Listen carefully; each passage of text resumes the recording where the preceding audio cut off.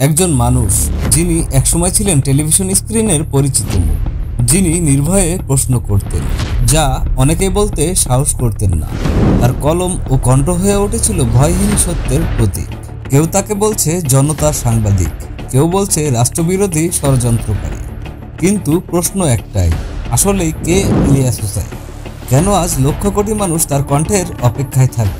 আজ আমরা শুনবো সেই গল্প, যেখানে আছে সংগ্রাম, দেশত্যাগ, ভালোবাসা, হুমকি আর এক অদম্য সাহস। হ্যালো বন্ধুরা, আমি Ashik Jacky. Welcome to Biomotivex. আজ আমরা জানবো চুয়াডাঙ্গা জেলার এক সাধারণ ছেলের গল্প, যিনি হয়ে উঠলেন বাংলাদেশের অন্যতম আলোচিত সাংবাদিক ও ইউটিউবার ইলিয়াস হুসাইন। ইলিয়াস হুসাইনের জন্ম চুয়াডাঙ্গা জেলার জীবননগর উপজেলায়। বাংলাদেশের দক্ষিণ পশ্চিম প্রান্তে অবস্থিত এই জেলা গ্রামীণ আবহ, সবুজ ক্ষেত, ধুলোমাখা রাস্তা আর সহজ সরল মানুষের জীবন। ছোটবেলা থেকে তিনি ছিলেন কৌতূহলী। বাড়ির সামনে উঠানে দাঁড়িয়ে আকাশের দিকে তাকিয়ে প্রশ্ন করতেন, কেন এত অন্যায় হয় দুনিয়ায়? কেন গরিব মানুষ কষ্টে থাকে আর ধনীরা সুখে থাকে? তার বাবা মা চেয়েছিলেন ছেলে ভালোভাবে পড়াশোনা করে বড় হোক, কিন্তু তারা জানতেন না এই ছোট্ট ছেলেটা একদিন শুধু পরিবারের নয়, পুরো জাতির জন্য কণ্ঠস্বর হয়ে উঠবে। শৈশবে ইলিয়াস ছিলেন সাহসী। স্কুলে অন্যায়ের বিরুদ্ধে দাঁড়াতেন, সহপাঠীকে বাঁচাতে শিক্ষকের শাসনের বিরুদ্ধেও কথা বলতেন। এভাবেই গড়ে উঠেছিল তার চরিত্র, সোজাসাপটা, নির্ভীক, সত্য বলার অভ্যাস। চুয়াডাঙ্গার ছোট্ট শহর থেকে শুরু হলো তার পড়াশোনার যাত্রা। তিনি ছিলেন মনোযোগী ছাত্র, তবে পাঠ্য বইয়ের বাইরে ইতিহাস, রাজনীতি, সমাজবিজ্ঞান সবকিছু পড়তেন আগ্রহ নিয়ে। বন্ধুরা বলতো, ইলিয়াস পড়াশোনা করে শুধু নম্বর তোলার জন্য নয়, সে শিখতে চায় মানুষকে। বিশ্ববিদ্যালয়ে গিয়ে তার চিন্তার জগৎ আরো বড় হলো। তিনি লিখতে শুরু করলেন, কখনো নোটবুকে, কখনো দেয়াল পত্রিকায়। লেখাগুলোতে থাকতো অন্যায়ের বিরুদ্ধে তীব্র প্রতিবাদ। একজন ছাত্র ধীরে ধীরে হয়ে উঠেছিলেন মানুষের কণ্ঠস্বর। ইলিয়াস হুসাইনের স্বপ্ন ছিল সত্যকে মানুষের সামনে তুলে ধরা। এই স্বপ্ন তাকে নিয়ে গেল সাংবাদিকতার পথে। প্রথমে ছিলেন 21 টেলিভিশনের সাধারণ একটি রিপোর্টার।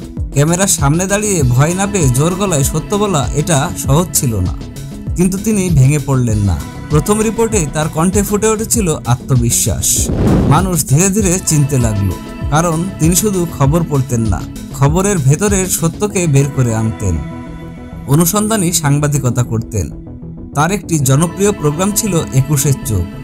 তিনি বুঝতেন, সাংবাদিকতা মানে শুধু তথ্য দেয়া নয়, সাংবাদিকতা মানে মানুষের কণ্ঠস্বর হয়ে ওঠা। একজন সাংবাদিকের নাম কিভাবে জনপ্রিয় হয়? যখন তিনি মানুষের মনের কথা বলতে পারেন।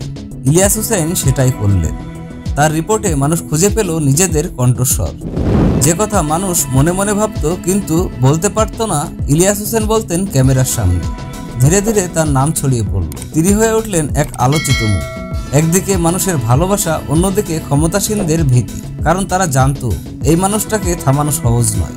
জনপ্রিয়তার সাথে সাথে বাড়ল ঝুঁকি। একদিন হঠাৎ ফোন এলো। ফোনের ওপাশ থেকে বলছে, তুমি চুপ থাকো, না হলে খারাপ হবে। প্রথমে তিনি গুরুত্ব দেননি।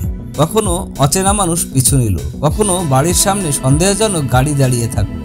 তবুও ইলিয়াস হুসাইন থামলেন না। তিনি জানতেন, যদি আজ তিনি চুপ থাকেন তবে হাজারো মানুষ চুপ হয়ে যাবে। তিনি বললেন, আমাকে ভয় দেখিয়ে থামানো যাবে না। একসময় তার বিরুদ্ধে মামলা হলো। রাষ্ট্রযন্ত্র তাকে চুপ করাতে চাইল। কাগজে কলমে নানা অভিযোগ আনা হলো, যেন তাকে নীরব করা যায়। কিন্তু মামলার বোঝা মাথায় নিয়েও তিনি থামলেন না, বরং আরও সাহসী হয়ে উঠলেন। কারণ মানুষ তখন তার পাশে দাঁড়িয়েছিল। হাজারো মানুষ বলছিল, ইলিয়াস আমাদের কণ্ঠস্বর। কিন্তু হুমকি একসময় সহ্যের বাইরে চলে গেল। নিজের জীবন, পরিবারের নিরাপত্তা সবকিছু ঝুঁকির মুখে পড়ল। তখনই কঠিন এক সিদ্ধান্ত নিলেন ইলিয়াস। দেশ ছাড়তে হবে। বাংলাদেশ থেকে বিদায় নিলেন ভারাক্রান্ত মনে। বিদেশে যেয়ে শুরু করলেন নতুন লড়াই। দেশ থেকে দূরে থেকেও তিনি ঠিক করলেন, আমি চুপ করব না। প্রবাস থেকে তিনি বেছে নিলেন নতুন এক অস্ত্র, ইউটিউব। ক্যামেরার সামনে দাঁড়িয়ে তিনি শুরু করলেন নিজের ভাবনা, বিশ্লেষণ আর সত্যের গল্প শেয়ার করা। ধীরে ধীরে লক্ষ মানুষ তার চ্যানেলে ভিড় জমালো, কারণ তারা জানতো ইলিয়াস হুসাইন মানেই নির্ভীক কণ্ঠস্বর। তার প্রতিটি ভিডিও ভাইরাল হতে লাগলো। ইউটিউব হলো তার নতুন মঞ্চ, আর দর্শক হলো তার নতুন শক্তি। যখন দর্শকেরা টিভিতে তাকে আর দেখতে পেল না, তখন তারা সার্চ করলো ইউটিউবে ইলিয়াস হুসাইন লিখে। তারপর সবাই খুঁজে পেল ইলিয়াস হুসাইন নামক ইউটিউব চ্যানেল। কিন্তু জনপ্রিয়তার সাথে এলো তীব্র বিতর্ক। কেউ বলল তিনি সত্যের সৈনিক, আবার কেউ বলল তিনি বিদেশে বসে বসে ষড়যন্ত্র করছেন। অনেকেই তার বক্তব্য নিয়ে দ্বিমত করল, কেউ তার কণ্ঠকে ভালোবাসলো, কেউ ঘৃণা করলো। কিন্তু তিনি জানতেন সত্য সবসময়ই বিতর্কিত। আজ ইলিয়াস হুসাইন বিদেশে বসে তার কাজ চালিয়ে যাচ্ছেন। প্রতিটি ভিডিও লাখো মানুষ দেখছে, শুনছে, শেয়ার করছে। তিনি আর কেবল একজন সাংবাদিক নন, তিনি হয়ে উঠলেন একটি আন্দোলনের প্রতীক। ইলিয়াস হুসাইনের জীবনের গল্প আসলে এক কথার গল্প, ভয়কে জয় করার গল্প। তিনি প্রমাণ করেছেন সত্যকে চাপা দেওয়া যায় না। একজন মানুষ নির্ভীক হয়, তবে তার কণ্ঠ কোটি মানুষের হৃদয়ে পৌঁছে যায়।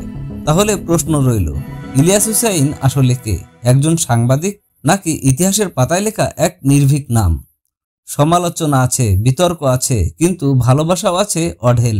সময়ই তার বিচার করবে। কিন্তু আজ এই মুহূর্তে তিনি কোটি মানুষের হৃদয়ের সত্যের সৈনিক। আপনার কাছে ইলিয়াস হুসাইনকে কি মনে হয়? একজন সাহসী সাংবাদিক নাকি বিতর্কিত চরিত্র? কমেন্টে জানান আপনার মতামত। আরও অনুপ্রেরণামূলক গল্প পেতে সাবস্ক্রাইব করুন আমাদের চ্যানেল বায়োমোটিভেক্স। আজকের মতো এ পর্যন্তই। সকলে ভালো থাকবেন। আল্লাহ হাফেজ।